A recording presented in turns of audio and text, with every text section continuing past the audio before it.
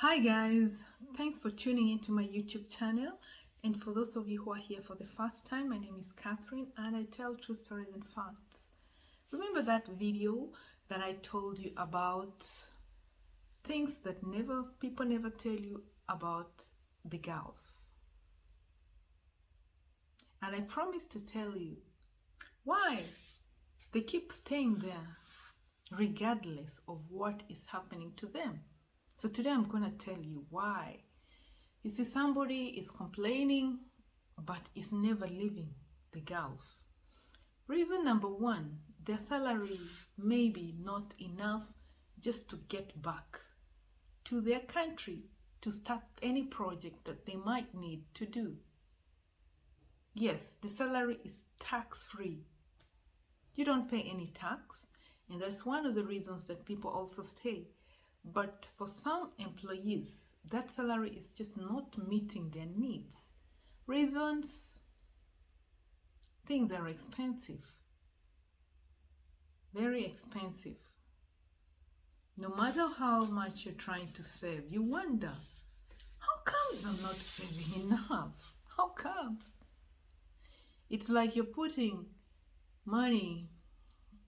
water in a bucket that has a wall. That's how the salary feels like. Some people even finish it. Sorry to say that Filipinos generally can finish their salary in 3 days. When you take it to your country, it's a lot, yes, but in the Gulf, they can finish in 3 days on food, on brands, because they believe that if you're not wearing something branded, then you're as good as naked. So they will go and look for branded items, branded handbags, branded shoes, everything branded, just to keep up with the pace. Another thing that people don't leave the Gulf is professionalism.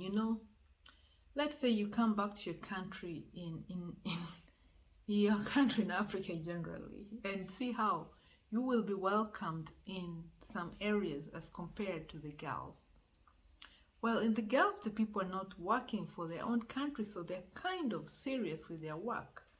Or generally, they're just very strict with their work ethics. You need to put on a smile. You need to wear a tailored uniform.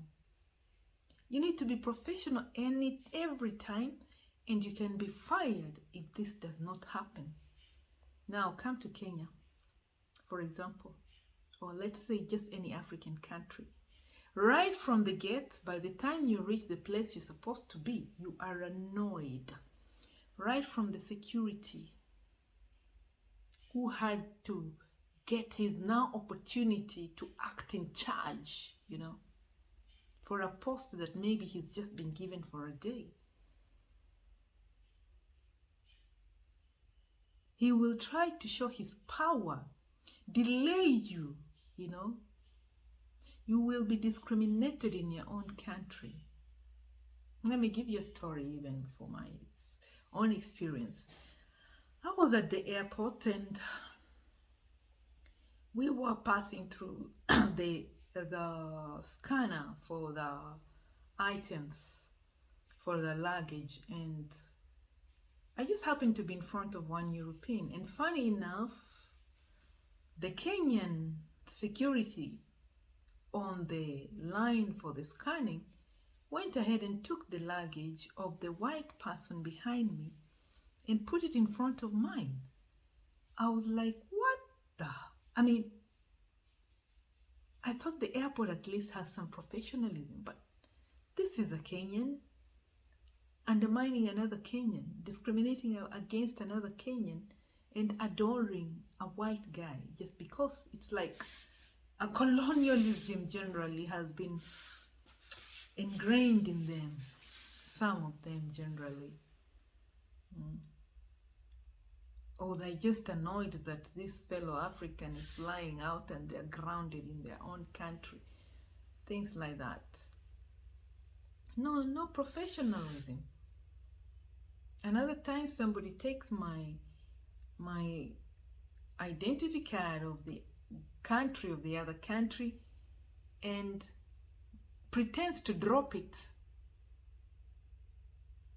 I don't know what they were doing with it those days, but during the season of Corona, they had to collect the identities of the other country that you're going to, so that they confirm some issues, check your Corona status, etc. And the person pretends that she has dropped it, so that, luckily enough, I was watching.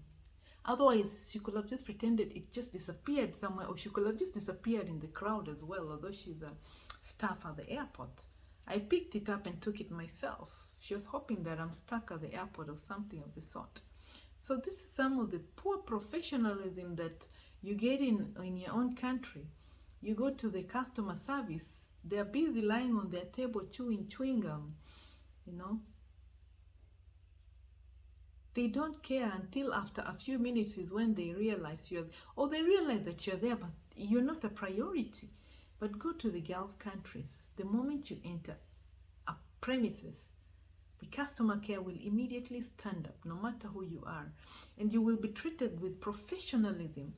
So these are the things that make people want to stay back in the Gulf. Coming back to their own country, you're gonna face all these kind of unprofessionalism, phones going unanswered, things like that. Should you miss to answer the call in the Gulf, you can be fired. Another thing that keeps people wanting to stay in the Gulf is they don't pay rent. You will not pay rent. So what most people do is, when they're in the Gulf, they try to save a lot, which is hard to save, as I said, to build their own houses back here. So when they come, they've sorted out their rent issue. Then there is nothing like you have to pay for your bus fare to work, lining up every morning, waiting for a bus, or if you don't have a car, waiting for matatus. Transport is no issue because companies always offer transportation.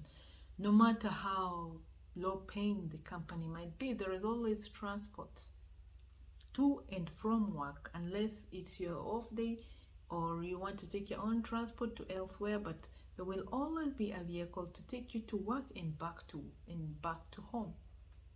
Things like that. And then there is no buying of food, by the way, unless you want to buy, because the companies will always provide you with the food, or if not, food allowance. Come to your country.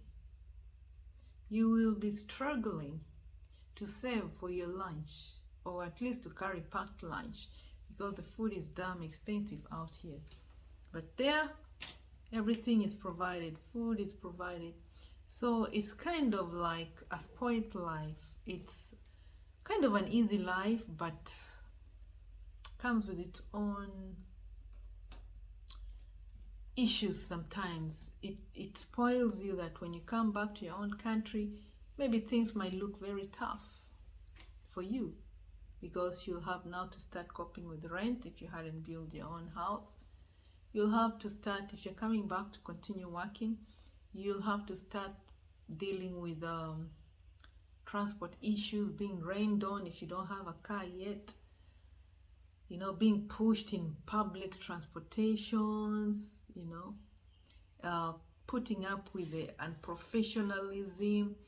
You actually get a cultural shock when you come back to your country, especially if you stayed out for a very long time. You just wonder, why aren't people responding to my emails on time?